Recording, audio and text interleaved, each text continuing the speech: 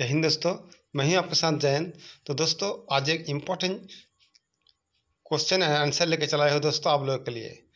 तो आप लोग दोस्तों जानते होंगे कि कुछ दिन बाद जो एएलपी एंड आरआरबी जो टेक्नीशियन अप्लाई हो गया है उसका जो एग्ज़ाम है दोस्तों बहुत जल्दी आने वाला है। और दोस्तों जो आपका RPF SI and RPF constable का जो अभी रिक्रूटमेंट चल रहा है, एप्लीकेशन चल रहा है दोस्तों, उसके रिलेटेड क्वेश्चन हम यहाँ पे आपको जानकारी देने वाला हूँ। तो दोस्तों आज हम जो क्वेश्चन का डिस्कस करने वाला हूँ वो है साइंस से। और आप लोग जानते होंगे दोस्तों कि रिसेंट जो एग्ज़ाम हो रहा है रेलवे का, तो साइंस से ज़्यादा क्वेश्चन आ रहा है। तो दोस्तों चलिए डिस्कस करते हैं। तो दोस्तों ऑन स्क्रीन आप लोग यहाँ पे देख रहे हैं जो क्वेश्चन है, दी गई अभिक्रिया में डैश अपचायक के रूप में कार्य करता है। In the given reaction dash act as a reducing agent. तो इसका चार ऑप्शन दिया हुआ है दोस्तों। तो इसका जो सही आंसर उसका हो जाएगा कार्बन डाइऑक्साइड। उसका दोस्तों नेक्स्ट क्वेश्चन है, इनमें से कौन सा धातुओं की अभिक्रियाशीलता के आधार पर सही अवरोही क्रम है। तो दोस्तों ये क्वेश्चन भी आपका आरआरबी ग्रुप डी 2022 में आया था सेकंड शिफ्ट में। तो इसका जो दोस्तों आंसर ये हो जाएगा ऑप्शन नंबर सी। उसका दोस्तों हम चला जाएंगे नेक्स्ट क्वेश्चन में।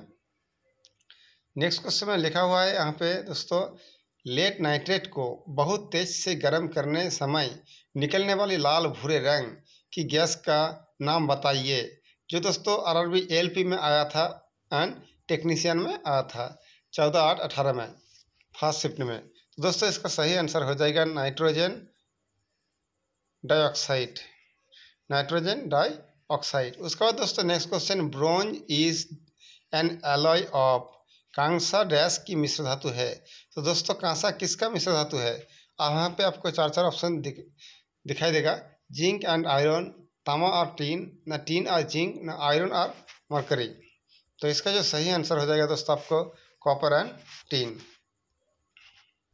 तो दोस्तों अगर आप अभी तक इस चैनल को सब्सक्राइब नहीं किए हैं तो जल्दी से सब्सक्राइब कर लो, ताकि हम इसी से रिलेटेड वीडियो हम आपको यहाँ पे प्रोवाइड करेंगे और नौकरी पाने में आपका एक कदम आगे बढ़ाएंगे।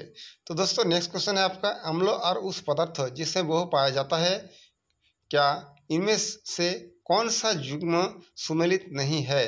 तो दोस्तों इसका सही आंसर हो जाएगा ऑप्शन नंबर ऑक्सैलिक एसिड। उसका दोस्तों आपका दिया गया प्रतीक तत्व का प्रतिनिधित्व करता है। जो प्रतीक दिखा रहा है दोस्तों यहाँ पे, उसको क्या प्रतिनिधित्व करता है वो आपको बोलना पड़ेगा इसमें। तो दोस्तों इसका सही आंसर हो जाएगा आपका हाइड्रोजन। उसका दोस्तों अभी तक वैज्ञानिकों ने द्वारा पदार्थ की कितनी अवस्थाएं तय की गई है? तो दोस्तों अभी तक वैज्ञानिकों द्वारा पदार्थों की कितनी अवस्थाएं तय की गई है, कितनी अवस्था है? तो इसका सही आंसर हो जाएगा दोस्तों आपका 5। उसके बाद दोस्तों जो क्वेश्चन है आपका, निम्नलिखित में से कौन सा कथन गलत है? यहाँ पे चार ऑप्शन दिया हुआ है दोस्तों, इसमें कौन सा कथन गलत है वो आपको निकालना पड़ेगा। तो पदार्थ का कण स्थिर अवस्था में होते हैं, या पदार्थों के कण बहुत छोटे होते हैं, या पदार्थों के कण एक दूसरे को आकर्षित करता है, या पदार्थों के कणों के बीच रिक्त स्थान होता है।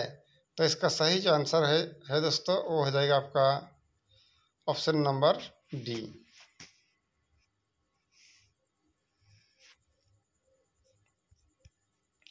उसका दोस्तों इनमें से किस तत्व में 3 कोष और 2 संयोजी इलेक्ट्रॉन होता है? तो इसका दोस्तों सही आंसर हो जाएगा Mg यानी मैग्नीशियम।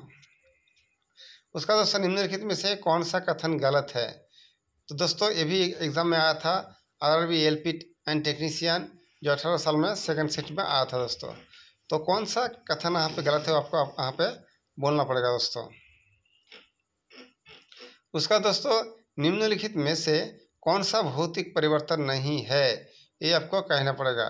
ठोस दवा में पिघलना, गैस का दवा द्रव्यों में द्रवीकरण या पदार्थों का किरण या द्रव्यों का गैसों में वाष्पीकरण। तो इसका जो सही आंसर है दोस्तों आपको कमेंट बॉक्स में कमेंट करना पड़ेगा। उसका दोस्तों निम्नलिखित में से किसने परमाणु की अविभाज्यता के रूप में बताया? किसने? तो इसका दोस्तों सही आंसर हो जाएगा डाल्टन। उसका दोस्तों एक इम्पॉर्टेंट क्वेश्चन है जो आरआरबी, एलपी एंड टेक्नीशियन में आए थे। ऑक्सीजन के एक अणु का द्रव्यमान कितना है? तो इसका सही आंसर हो जाएगा दोस्तों आपका ऑप्शन नंबर डी 7.3 इंटू। उसका दोस्तों धातुओं की पतली चादरों के रूप में परिवर्तित किए जाने की क्षमता को क्या कहा जाता है? दोस्तों फिर एक बार बोल देते हैं क्वेश्चन को। धातुओं की पतली चादरों के रूप में परिवर्तित किए जाने के क्षमता को क्या कहा जाता है? तो दोस्तों इसका जो कहा जाता है आघात वर्धनीयता, जो आघात रोकता है। तो दोस्तों 3 उत्पाद डैश डैश और डैश क्लोर खार अभिक्रिया में उत्पादित होते हैं। ये भी क्वेश्चन दोस्तों किसी न किसी एग्जाम में आया था जो 2022 में आरआरबी ग्रुप डी में आया था, जिसका आंसर हो जाएगा दोस्तों आपका हाइड्रोजन, क्लोरीन एंड NaOH। उसका दोस्तों चूना पत्थर बनाने के लिए निम्नलिखित में से कौन सा यौगिक कार्बन हाइड्रोक्साइड के साथ अभिक्रिया करता है? तो सही इसका आंसर हो जाएगा दोस्तों कैल्शियम हाइड्रोक्साइड। उसका दोस्तों प्राकृतिक रूप से कितने तत्व पाए जाते हैं? ये एक इम्पॉर्टेंट क्वेश्चन है दोस्तों जो हर एक एग्जाम में आ रहा है ये question. How many element accord naturally, जो आरआरबी ग्रुप डी में 2022 में आया था। एक इम्पॉर्टेंट क्वेश्चन है दोस्तों जो इसका सही आंसर हो जाएगा आपका 94। उसका दोस्तों एम कक्षा में शामिल हो सकने वाले इलेक्ट्रॉनों का अधिकतम संख्या कितनी होती है? तो इसका जो आंसर दोस्तों हो जाएगा आपका ऑप्शन नंबर सी यानी 18। उसका दोस्तों